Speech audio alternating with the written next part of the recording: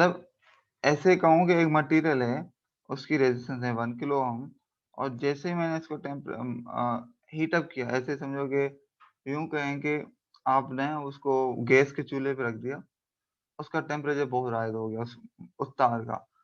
अब उसके क्योंकि टेम्परेचर राइज़ हो गया है, तो हम ये देख रहे हैं कि उस टेम्परेचर का इम्पैक्ट जो है रेजिस्टेंस पे क्या आ रहा है। तो आपने हीट अप करने के बाद जब उसकी रेजिस्टेंस मेज़र की, तो पता चला उसकी रेजिस्टेंस तो कम हो गई है। तो इस तरीके की एलिमेंट जिसमें हम ये देखें कि हीट अप करने से उसकी रेजिस्टेंस कम हो रही है, तो वो हमारा कहलाएँगे टेम्परेचर कोएफ़िशिएंट ऑफ रेजिस्टेंस मगर नेगेटिव। मगर एज़ ए हीटिंग एलिमेंट मतलब आप जब अपने हीटिंग के लिए एक कोई एलिमेंट ढूँढ रहे हो, तो आपको ऐसे जो है ना नेगेटिव नहीं चाहिए, आपको positive temperature coefficient of resistance चाहिए। आई बात समझ में या नहीं? जी सर।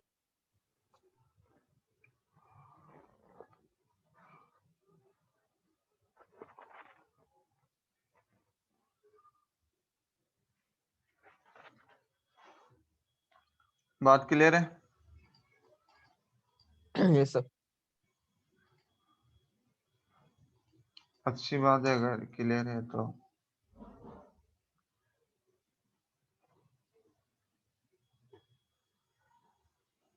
अच्छा, दूसरा ऐसा मटेरियल हो जो डक्टाइल डक्टाइल मतलब क्या होता है कि इस मटेरियल को आप जो है ना फ्लेक्सिबल हो, आप उसकी टफनेस लूज किए बगैर ही उसको डिफरेंट फॉर्म शेप्स में बना सकें।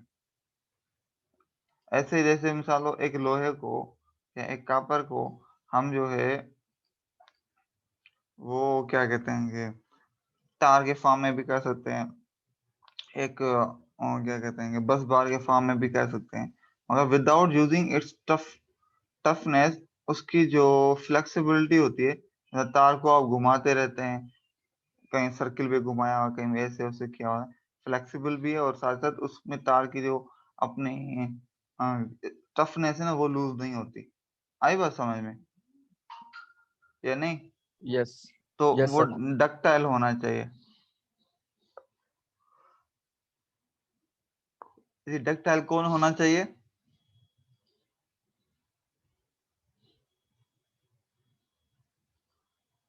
हम किस चीज़ की जी सर। प्रॉपर्टी ये किस चीज़ की प्रॉपर्टीज़ पढ़ रहे हैं? सर ये गुड हीटिंग एलिमेंट की जो रिक्वायरमेंट है हाँ, सर, उसकी प्रॉपर्टी। ठीक है। अच्छा, साथ-साथ उसकी mechanical strength, the material of the heating element should possess high mechanical strength also. Using usually different types of alloys are used to get different operating temperatures. That is nichrome it 1150 degree centigrade and that of silicon 450 1400 degree centigrade. ठीक है। अब यहाँ पे बता रहा है कि भाई हीटिंग एलिमेंट की जो मैकेनिकल स्ट्रेंथ हो ना, वो भी बहुत अच्छी और हाई हो। ठीक है। मैकेनिकल स्ट्रेंथ का मतलब क्या होता है कि आपके पास जो उसका मैकेनिकल शेप या मैकेनिकल फॉर्म में है, तो उसमें जो चेंजेस जो हों ड्यू टू द टेम्परेचर वो हाई टेम्परेचर से हो, मतलब बहुत ज्यादा है, जिस रेंज के लिए आप यूज कर रहे हो उससे कई गुना ज्यादा हो।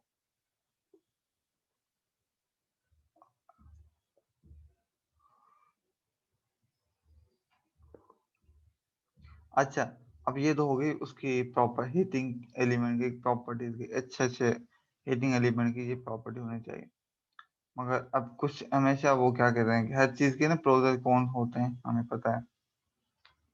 तो आपके पास फेल्यूर ऑफ हीटिंग एलिमेंट के क्या-क्या है?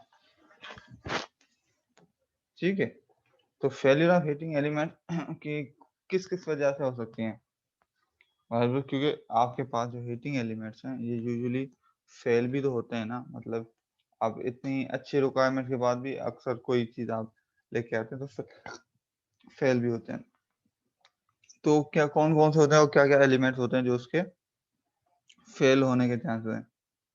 With the passage of time, every heating element breaks open and becomes unserviceable. मतलब ये है कि अनसर्विस का मतलब ये है कि काबिल इस्तेमाल नहीं रहता। जैसे-जैसे वक़्त गुज़रता है ना, वो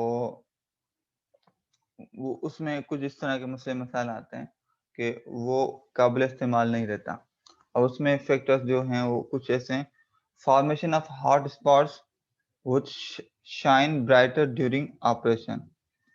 मतलब जो आपके पास जब ऑपरेट कर रहा होता है, जिस तरीके से क्या कहते हैं कि ड्यूरिंग हीटिंग, जब हीटिंग कर रहा होता है, जैसे आप समझो कि मैं आपके पास घर में हीटर, इलेक्ट्रिक हीटर चल रहा है, तो उस टाइम जो एक शाइन स्पॉट जब बन जाते हैं ना, हॉट स्पॉट्स को कहते हैं। मैं इसको शायद अगर नेट से दिखा सकूं तो शायद विजुअल इम्पैक्ट आपको ज़्यादा नज़र आए। Yes sir.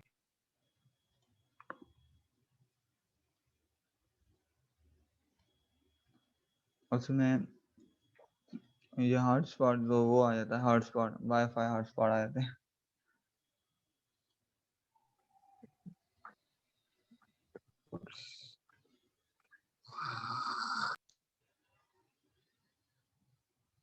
सर ये यहाँ पे वाईफाई हॉटस्पॉट की बोल रहा है, बात कर रहा है? नहीं नहीं, मैं नेट की वो तो बात अलग कर हो रहा हूँ, जाता है। वो तो अलग जी चीज़ सर। है। जी।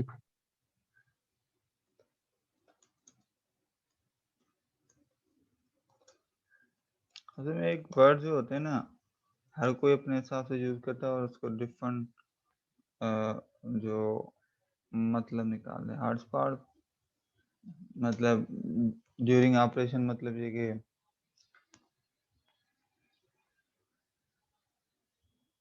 अच्छा, मैं यहाँ पे कुछ चीज़ें मिली हैं।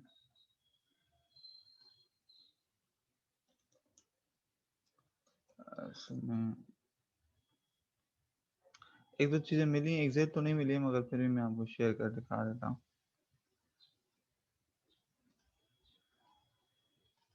अब ये देखें, ये हॉटस्पॉट, ये हॉटस्पॉट,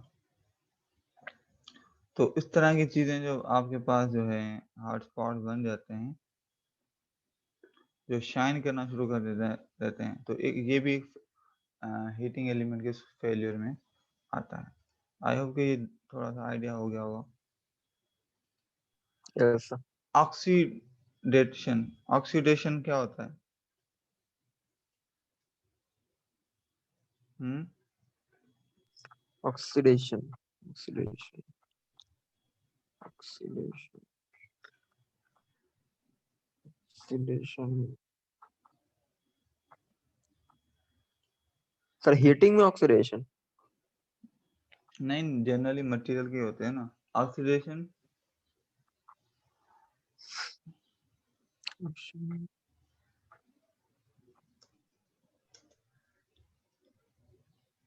सर एक सर जैसे इसको मैं दिखा देता हूँ।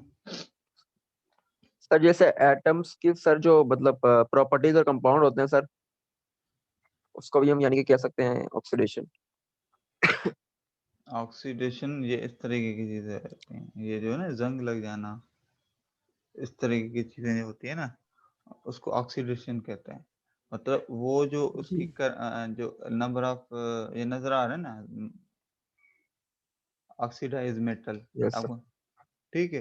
अक्सर हमने देखा होगा लोहे की चीजें हम छोड़ते हैं तो उसको वो जंग लग जाता है। तो ये जो है आपकी उसमें आता है ऑक्सीडेशन में, ये जंग लग जाना, ठीक है। मैकेनिकल फेलियर, कोरोजन, कोरोजन भी कुछ इस तरह की ही चीज है आपके पास।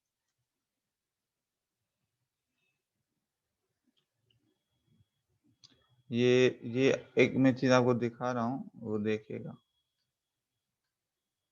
ये देखा है कभी हमने पाइप देखे हों तो इस तरह के जो एक डिफरेंट कलर की चीज बन जाती है पानी के या इस तरह की चीजों पे, देखा है कभी? ये देख रहे हैं ना, ये इस तरह की चीज, ये जो देख रहे हैं ना, यस सर। कलर भी पता नहीं कौन सा बना है, इस तरीके की चीजें हो जाती है ना जो लोहे पे अक्सर। तो इस तरह की चीजें जब होती हैं तो आपका जो एलिमेंट है वो अपनी हीटिंग कैपेबिलिटी को लूज कर देता है या एफिशिएंसी लूज कर देता है। तो वो ऑक्सीडेशन मतलब जो था वो था आपके पास जंग लग जाता, हम उसको सिंपल अगर उर्दू में बोलें। और ये जो है ये जंग तो नहीं है, मतलब ये ऐसा प्रोसेस होता है जिसमें आपके पास मटेरियल के ऊपर एक अजीब सी वो एक और चीज क्रिएट हो जाती है। ठीक है, तो कोरोजन भी है क्या, जी तो एक अजीब सी चीज बन जाती है इसमें आपके पास। इसका ये भी एक अगेन एक आपके पास केमिकल प्रोसेस, क्योंकि ये ज्यादातर जो है आपके पास केमिस्ट्री की चीज है, क्योंकि प्रॉपर्टीज जो एक मटेरियल की होती है वो केमिकल प्रॉपर्टीज भी होती हैं।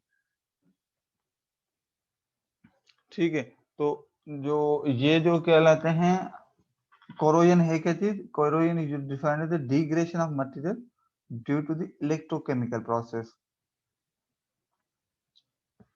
ठीक है, मतलब जब एक मटेरियल को एज ए हीटिंग के तौर पे एज ए आप यूज करते हैं, तो इलेक्ट्रोकेमिकल प्रोसेस में इस तरह होता है कि वो अपनी जो समझो कि स्ट्रेंथ है या कैपेबिलिटी उसको उसमें डिग्रेडेशन हो जाती है, तो इस प्रोसेस को हम कहते हैं corrosion. The degradation in metals due to the electrochemical process called corrosion. ठीक है, मैकेनिकल फेलियर सीधी सी बात है, समझ में आती है, राड टूट जाए तो ऑब्वियस सी बात है वो टूट जाता है एलिमेंट, तो आपका वो काम नहीं हो पाता जिस काम के लिए आपने वो चीज मतलब वो एलिमेंट यूज कर रहे हैं, चीज टूट जाती है तो वो किसी काम की वैसे भी नहीं रहती। अच्छा, arc heating, if a sufficiently high voltage is applied across an air gap, जिस तरह मैंने आर्क, मेरे ख्याल में आपको चीजें याद होगी कि आर्क के मैंने वीडियोस दिखाई देंगे किस तरीके से दो मेटल जो हैं, कार्बन नियॉन आर्क, ये डिफरेंट टाइप्स के आर्क भी थे, इनको थोड़ा सा इन दोनों के दरमियान स्पेस हो, मतलब एयर गैप हो, ये एयर के लिए गैप हो, और इस तरफ जो है आप है ना हाई वोल्टेज अप्लाई करते हैं यहाँ पे इस साइड दोनों पे, तो क्योंकि ये भी मेटल है ये मेटल है, बीच में आपके पास एयर है। अब एयर की जो डाइलेक्ट्रिसिटी ये होती है वो उतनी ज्यादा नहीं होती रेजिस्टेंस, मतलब होती है, मगर जब आपके पास हाई वोल्टेज अप्लाई होता है तो वो करंट जो है ना वो एयर से ब्रेक होके फ्लो करने की कोशिश करता है बाय आर्क, उससे आर्क जनरेट होता है, उस आर्क से आपके पास लाइट भी जनरेट होती है, उस आर्क से आपके पास हीटिंग भी जनरेट होती है। आई बात समझ में? ऐसा। ठीक है, if A sufficiently high voltage applied across N air gap, मतलब दो प्लेट्स के दरमियान, ये आपके सामने यहाँ पे ना नीचे बना हुआ भी है, across the air gap the air becomes ionized and start conducting in the form of continuous spark or arc, thereby producing intense heat। मतलब जब हाई वोल्टेज होता है तो एयर में ना आयोनाइजेशन हो जाती है, आयोनाइजेशन, और उन आयंस के थ्रू जो है ना स्पार्क्स के फॉर्म में या आर्क के फॉर्म में जो आपके पास करंट फ्लो करने की कोशिश कर रहा है, उससे आपके पास हीट जनरेट होती है, और साथ साथ उसमें लाइट भी जनरेट होती है, जो हमने पीछे आर्क लाइट्स भी देखी थी, अगर आपको याद हो। हीट में इस तरह के क्वेश्चंस हैं, what are the methods of electrical lightning. ठीक है, तो ये जरूर देख लीजिएगा कि हीटिंग के जो चार सॉरी लाइटनिंग के जो चार मेथड्स हैं उनको जरूर पढ़ लीजिएगा, ये इस तरह के क्वेश्चंस हैं, इंपॉर्टेंट है। अच्छा, ओके सर। अगर when electrodes are made of carbon or graphene, ये दो डिफरेंट मटेरियल्स हैं, the temperature obtained is in the range of 3000 to 3500, मतलब 3000 से 3500 की रेंज में आपके पास जो हीट आप बना क्रिएट जनरेट कर सकते हैं, अगर आपके पास इलेक्ट्रोड्स, मतलब जिनके अक्रॉस आप जो वोल्टेज अप्लाइड कर रहे हैं वो मटेरियल अगर कार्बन या ग्रेफीन को ग्रेफाइट का हो, ठीक है। The high voltage required for striking the arc can be obtained by using the step-up transformer fed from a variable AC supply. Arc heating is divided into two: direct arc heating and indirect arc heating. अच्छा, अब सवाल ये पैदा हो सकता है कि भाई नॉर्मली हम जो करते हैं, मिसाल दो, आपके पास वोल्टेज जो होते हैं यहाँ पर घरों में वो 220 मिलते हैं, इंडस्ट्री में 440 का मिलता है, स्पेशल इंडस्ट्रीज होती हैं तो उनको हाई वोल्टेज वहीं पे सप्लाई की जाती है, मगर फिर भी हम दूसरे तरीकों से हाई वोल्टेज जनरेट कर सकते हैं। ठीक है, कैसे? हम स्टेप अप ट्रांसफार्मर यूज करेंगे। स्टेप अप ट्रांसफार्मर में क्या होता है, हम लो वोल्टेज देते हैं और हाई वोल्टेज जनरेट करवाते हैं। जितना हाई करना होगा उतने ज्यादा उसमें वाइंडिंग्स वगैरह होती हैं। तो ये हम ट्रांसफार्मर में सारा पढ़ कर आए हैं। ठीक है, तो हाई वोल्टेज जो आपके पास हो जनरेट कर सकते हैं using the step up transformer. ठीक है, अब यहाँ पर ये हो गया कि आर्क हीटिंग के भी फिर दो मेथड्स हैं। और आर्क हीटिंग के जो दो हैं और कैटेगरीज हैं, एक डायरेक्ट आर्क हीटिंग, दूसरी इनडायरेक्ट आर्क हीटिंग। जिस तरह रेजिस्टेंस में था ना, एक रेजिस्टेंस डायरेक्ट रेजिस्टेंस और दूसरी इनडायरेक्ट। डायरेक्ट में क्या हो रहा था, डायरेक्ट एलिमेंट में हम सप्लाई कर रहे थे। दूसरे में भी ऐसे ही हो रहा था, मगर वो एलिमेंट बिता खुद किसी न किसी ओवन में या किसी न किसी स्ट्रक्चर में पड़ा होता है जो इलेक्ट्रिक स्ट्रक्चर होता है। अच्छा, यस। अब हम आते हैं क्या कहते हैं कि डायरेक्ट आर्क हीटिंग जो है उसको। Arc is form when between the two electrodes and charge in such a way that the electric current pass through the charge of the body to be heated। असल में क्या होता है, इसमें आपके पास हीट जनरेट करने के लिए मेथड यूज किया जाता है वो ऐसे ही है कि जो जिसको हमें हीटअप करवाना है, मतलब मैं यूं कहूँ कि मैं सपोज करता हूँ कि आप जो पानी की बाल्टी गर्म करना चाह रहे हैं जो यहाँ, तो आप समझो कि ये जो है आपके पास वो है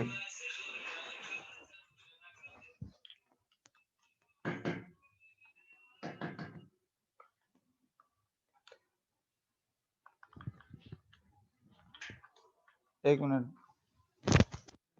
तो बोलो ठीक है यार, उसकी भूख लगी यार। Okay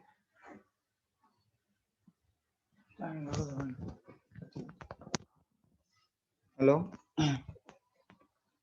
yes sir. हाँ, एक्चुअली में थोड़ी डिस्टर्बेंस हो रही थी। अच्छा, तो जिस एलिमेंट में जिसको मतलब हमें हीटअप करवाना है ना, उसके अंदर हम जो है ना वो आर्क दो इलेक्ट्रोड्स लगा देते हैं और फिर हाई वोल्टेज दे देते हैं। तो जैसे वो, क्योंकि आर्क जो होगा वो इन एलिमेंट के थ्रू, जो इसके चार्जेस के थ्रू बनेगा। ये देख रहे हैं, यहाँ पे एग्जांपल दिया हुआ है यहाँ पे। तो इससे क्या होगा कि आपके पास जो हीटिंग जो जनरेट होगी आर्क की वजह से, वो उस ही मटेरियल में जिसको आप हीटअप करना चाहते हैं उसी में डिसिपेट हो रही होती।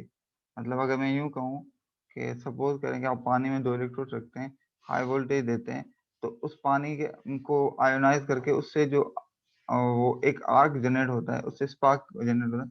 उसमें जो हीट है वो पानी में अंदर ही जो हीट ट्रांसफर हो जाएगी। ठीक है, और यही सेम जो मैकेनिज्म जो हो रहा होता है आपके पास ट्रांसफार्मर में भी हो रहा है। जो आपके पास ट्रांसफार्मर होते हैं ना, जिसमें हम ट्रांसफार्मर नहीं, सॉरी, सर्किट ब्रेकर्स, जो आई सर्किट ब्रेकर्स होते हैं ना, आई सर्किट ब्रेकर्स में भी कुछ इस तरीके से होता है। जब हम सप्लाई को डिस्कनेक्ट कर रहे होते हैं ना, तो उससे आर्क जनरेट होता है। उस आर्क की जो हीट होती है वो ऑयल में ही डिसिपेट होती है। उस ऑयल की वजह में हीट डिसिपेशन की वजह से वहां पे डिफरेंट गैसेस जनरेट होती हैं। आई बात समझ में या नहीं? सर ये समझ नहीं आया सर। डायरेक्ट आर्क वाला या मैंने जो एग्जांपल दिया वो समझ नहीं आया? नहीं सर, वो डायरेक्ट आर्क का तो आ गया, ये एग्जाम्पल थोड़ी समझ नहीं आई। अच्छा, मैं इसको ना एक चीज दिखाता हूँ आपको। मैं वीडियोस पे थोड़ा सा ना ज्यादा रिलाई कर रहा हूँ, क्योंकि ये विजुअल चीजें जब नजर आ रही होती है ना तो समझने में इजी होती है। अदरवाइज है ना, अभी मैं एक चीज वीडियो दिखाता हूँ।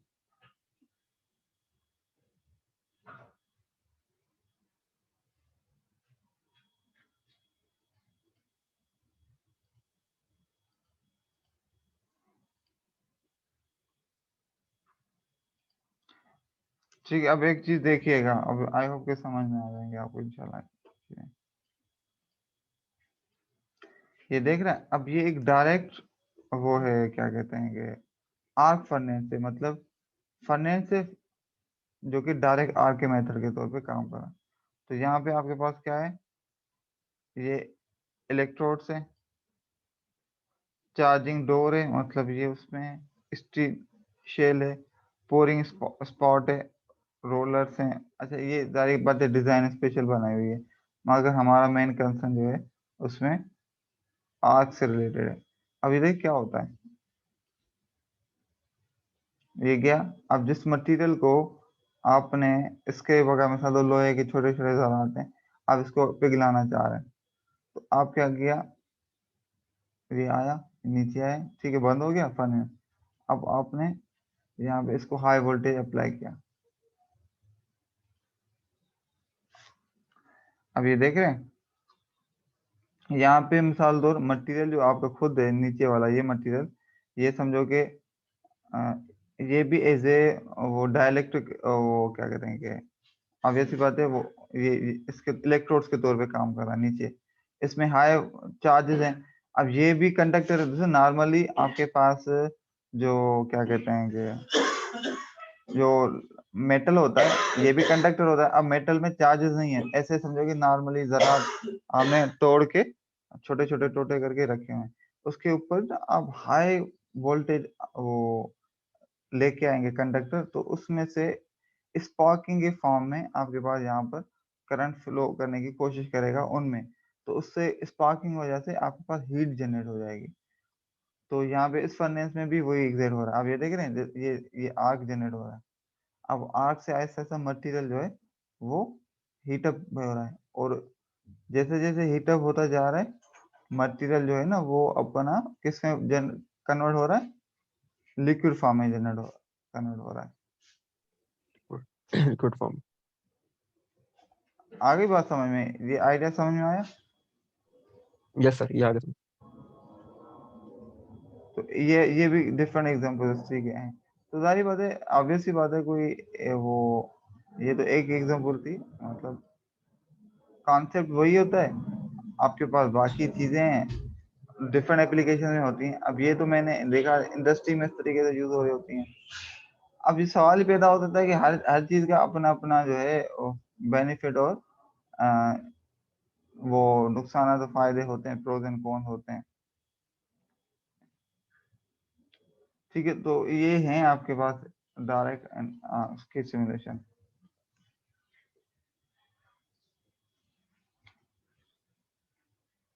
अब हम आते हैं, मेन स्क्रीन कौन सी शेयर हुई हुई है आपके पास। सर अभी हो रही है sure। जी, स्लाइड की होगा सर शेयर। अच्छा ठीक है। अब डायरेक्ट हीटिंग में क्या है, आर्क फॉर्म, ये तो अभी मैंने जो चीजें बताई हैं सारी वो दिखा भी दी हैं, आई होप आइडिया हो गया होगा। अब कॉमनली कार्बन और ग्रेफाइट इलेक्ट्रोड्स आर यूज, मतलब जो इलेक्ट्रोड्स होते हैं ये कॉमनली कार्बन या ग्रेफाइट के यूज होते हैं, मगर एक बात ध्यान में रखें कि लाजमी नहीं है कि आपके पास जो वो यही यूज हो रहे हो, वो एप्लीकेशन टू एप्लीकेशन चेंज होते हैं। Heat is controlled by adjusting the arc length by moving the electrodes manually or automatic। अब मतलब यहाँ पे हीट को कैसे कंट्रोल किया जा सकता है, वो जो इलेक्ट्रोड आप देख रहे हैं ना, इनके दरमियान जो स्पेस है ना, ये इससे आर्क की लेंथ जो है ना वो कंट्रोल होती है। तो आर्क की लेंथ को ज्यादा या कम करके इलेक्ट्रिक जो आर्क से हीट जनरेट होती है उसको कंट्रोल किया जाता है। आई बात समझ में या नहीं, इसमें अभी कंफ्यूजन है। नहीं सर, क्लियर है सर। ठीक है, ये ऐसे ही है जैसे दो प्लेट के दरमियान आर्क जनरेट हो रहा है, उसको कम या ज्यादा डिस्टेंस करेंगे तो उससे आर्क की लेंथ जो है ना वो कम या ज्यादा होगी, और लेंथ जो कम या ज्यादा होने से हीट जो कम या ज्यादा होगी। आई बात समझ में, पूरी साइंस ये है इसकी। जी सर। तो ये चीज क्लियर। अच्छा, example, making of alloy steels like stainless and high speed steels, मतलब जो स्टील्स एलॉय स्टील्स बनाए जाते हैं वो इस तरीके से बनाए जाते हैं, मतलब ये इसने एक एग्जांपल दिया। अच्छा, इनडायरेक्ट आर्क हीटिंग। अब इनडायरेक्ट आर्क हीटिंग क्या है, देख, the arc is struck by the short circuiting the electrodes manually or automatically for a moment, then withdrawing them apart. The heat from the arc and the hot refractory lining is transferred to the top layer of the charge by radiating. ठीक है, the heat from the top layer of the charge is further transferred to the parts of the charge by conducting. Furnace that uses this method of heating have to be rocked continuously in order to distribute heat uniformly by exposing the different layers of the charge to the heat of the arc. अब इसमें क्या होता है कि अब मैं यहाँ पे आप हाथ से शो नहीं दिखा पा रहा, मगर ये इलेक्ट्रोड्स को इस तरह किया जाता है, पहले एक दोनों को ना शॉर्ट किया जाता है, शॉर्ट करके थोड़ी देर के लिए फिर इन दोनों को एक दूसरे से दूर किया जाता है, क्योंकि अब शॉर्ट हमने पढ़कर आए हैं, जैसा मैंने इलेक्ट्रिक स्विच के आपको दिखाया था, जब करंट फ्लो हो रहा हो और उन दोनों को आपस में सेपरेट किया जा रहा हो कंडक्टर्स को, तो उसमें से एक आर्क जनरेट होता है, ठीक है, वो हीट जनरेट करता है। The heat from the arc and the hard refractory lining is transferred to the top layer of the charge by radiating.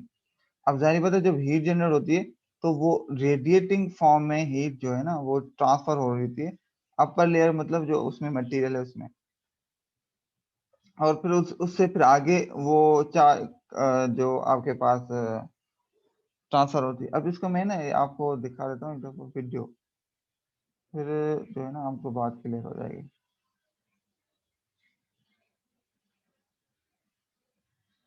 ये देख रहे हैं, नजर आ रही है वीडियो? Yes sir.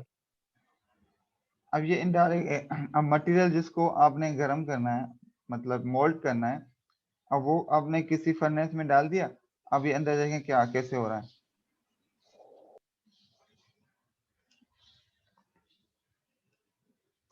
पहले चीजें देख लें, चार्ज ड्रो, पावर इलेक्ट्रोड्स, ये हैं दोनों आपके पास, ये पावरली रोलर मतलब उसको घुमाने के लिए,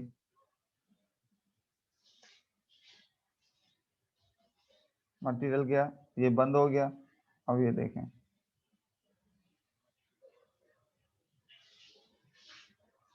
ठीक है, दोनों को आपस में, दोनों को इलेक्ट्रोड का एक हाई पावर थी, दूसरा जाहिर बात है लो साइड वोल्टेज साइड में होगा, तो उससे स्पार्क जनरेट हो गया। अब थोड़ी देर के लिए इसको किया,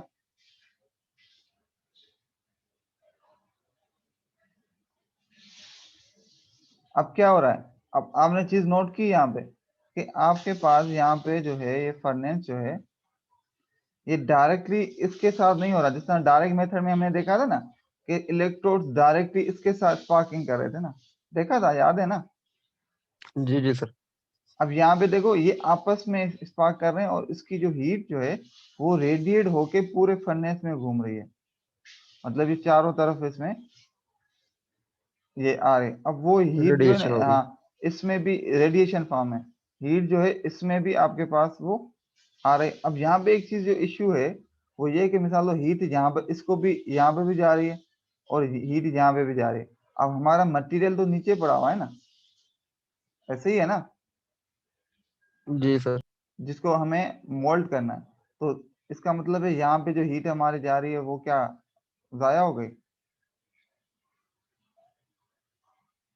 तो उसको लिए देखें क्या करता है। नहीं।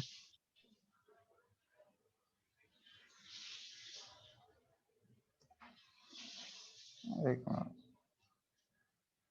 अब ठीक है, ये हो रहा है, स्पार्क हो रहा है। यस। अब ये यस इसको सर। यूं घुमा रहा है, मेरी बात समझ में आई या नहीं?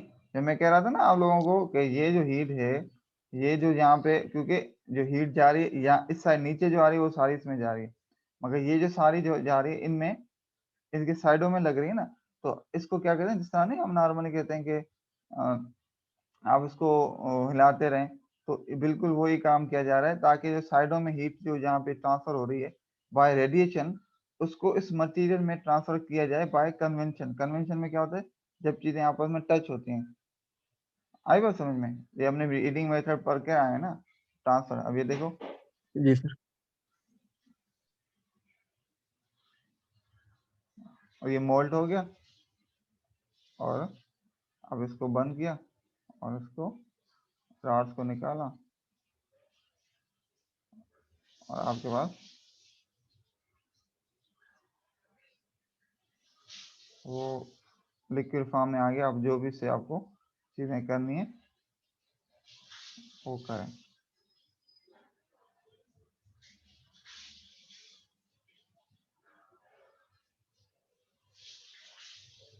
बात क्लियर होगी?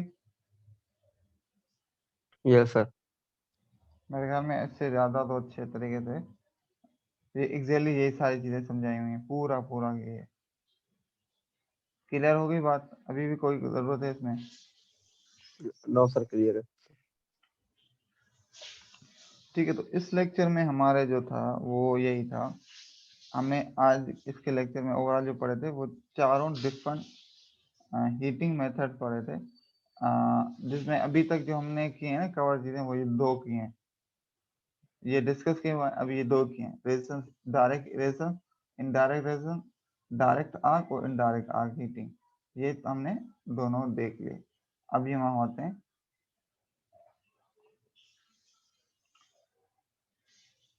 जो इंडक्शन। अच्छा, इसके लिए अब हमें ना, क्योंकि इस इंडक्शन मेथड, हीटिंग मेथड में हमें बैक टू दी जो ये जो थोड़े लॉज हैं इसको पढ़ना समझना लाजमी है, क्योंकि इनका जो जो क्या कहते हैं कि रोल है इसको समझने में कि ये हीटिंग हो कैसे रही है।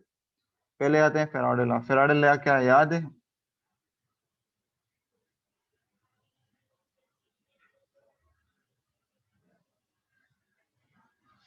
फैराडे लॉ याद है? जी जी जी सर, थोड़ा बहुत याद है। बताएं।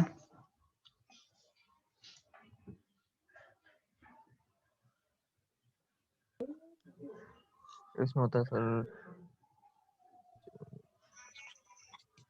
क्या है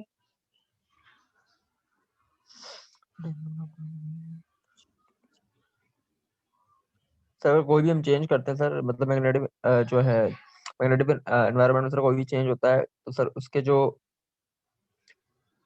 वोल्टेज सर जो उसका होगा ना, जो कॉस जो है वोल्टेज का सर जो होगा ईएमएफ में, वो सर जो है कॉइल इंड्यूस करेगा सर। कॉइल इंड्यूस करेगा? आप तो पता नहीं स्क्रीन से पढ़ के क्या क्या बना बोल देते हैं, ऐसे ना करें। मैंने पहले ही ये समझाया हुआ है फैराडे लॉ को अच्छे तरीके से। फैराडे लॉ सिंपल ये बताता है कि जब भी आप चेंजिंग मैग्नेट फील्ड में कोई कॉइल लेके आएंगे, मतलब कोई वायर लेके आएंगे, तो उसमें जो है आपके पास ईएमएफ इंड्यूस हो जाएगा, वोल्टेज इंड्यूस हो जाएगा।